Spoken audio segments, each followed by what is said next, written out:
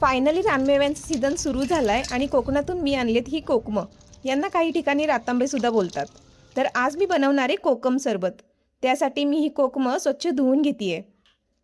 आता या कोकमांना फोडताना असा वाटीसारखा आकार ठेवावा लागतो, म्हणजे यामध्ये साखर नीट भरता येते. कोकमाचा हा पांढरा गर वेगळ्या भांड्यात काढून ठेवते आहे. आता यामध्ये साखर भरताना हे कोकमच्या वर जे हिरवं फूल आहे ते काढून टाकायचं, कारण याची चव थोडी कडवट असते.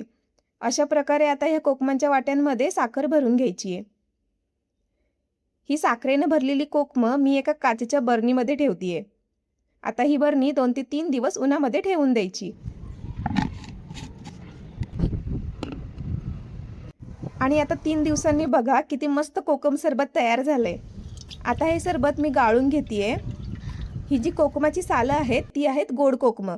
यामध्ये साखर मस्त मुरल्यामुळे आंबट गोड अशी याची चव लागते. हे तयार झालेलं कोकम सरबत ना खूप जास्त घट्ट असतं. त्यामुळे जेव्हा सरबत बनवायचंय तेव्हा थोडं कोकम सरबत, थंडगार पाणी आणि त्यात थोडी जिरे पावडर टाकून मिक्स केलं की एक नंबर कोकम सरबत तयार होतं.